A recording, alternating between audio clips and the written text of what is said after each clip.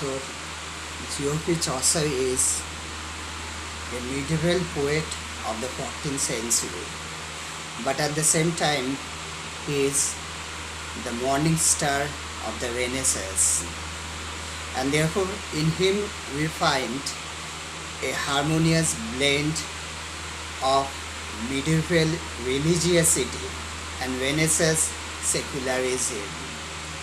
So, this is the first point that we should keep in mind, that Chaucer is blending religiosity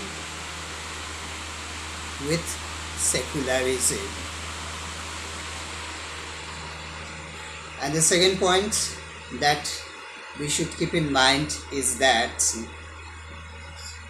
it is Chaucer's greatness that he shows not only one aspect of his time, but all its wide and different faces realistically.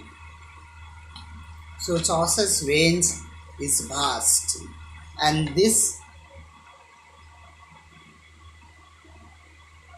here we may compare him with other writers of his time like Wycliffe, Gower, Langland. Wycliffe shows us the religious reformation. Gower, the fear produced in the wealthier class by the rising peasant movements. So the class conflict. So Gower makes us aware of the class conflicts, the peasant and the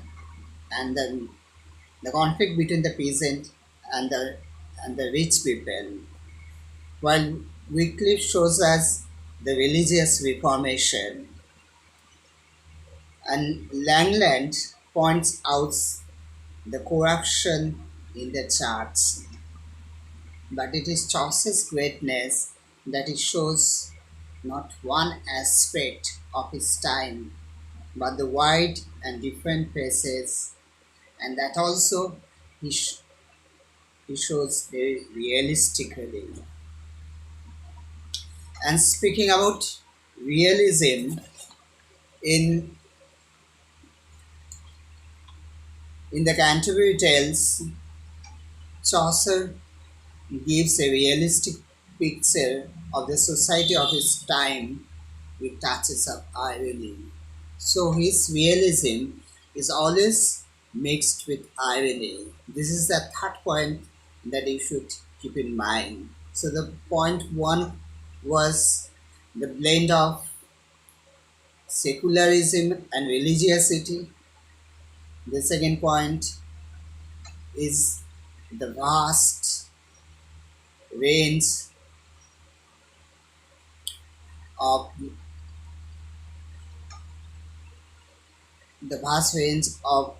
Chaucer's writing, and the third point is a realistic picture that Chaucer is showing with touches of irony. And let us now explain what is irony. Irony appeared in medieval rhetorical arts as a subjection of allegory. So irony in the medieval time was something like allegory. And you know what is allegory? The surface narrative states something different from what the author means. So there are at least two levels. One, the surface level, and another, what the author means. And by means of irony, Chaucer in a very subtle way is satirizing or criticizing the society of his time. Chaucer's realism comes out in the setting of the Canterbury Tales. The pilgrimage to the holy shrine by a group of pilgrims belonging to all classes of society except the highest, the king, and the lowest, peasants. So, except the king and the lowest peasants, we find pilgrims from all sections of the society. And this provides Chaucer a fitting world of 14th century England based on hierarchy. So Chaucer is focusing on the hierarchical society in a very realistic manner. And coming to the portrayal of his characters, Chaucer shows the real world people with their follies and virtues. So he is showing the people he found around him along with their follies as well as virtues. Now come to the character of the wife of Bath, or rather the portrayal of the wife of Bath, the minute and detailed manner in which the character of the wife of Bath is shown, with the focus falling on her dress, manner, and behavior, tends to realism. And obviously, there are touches of irony which add to the impression of realism that Chaucer seeks to present. And finally,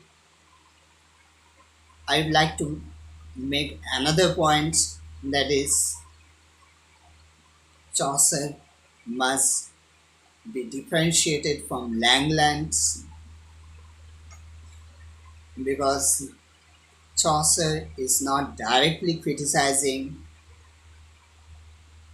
he, he is not as harsh a social reformer as Langland.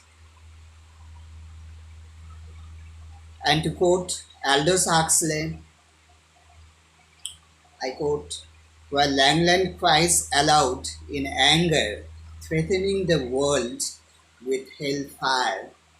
So Langland is making people aware of the hellfire.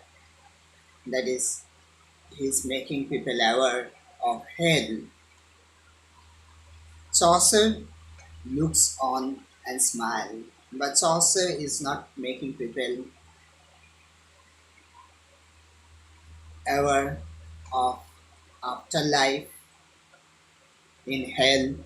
Rather, he looks on and smiles, and therefore Chaucer portrays the characters as he sees them, and therefore we enjoy his poem.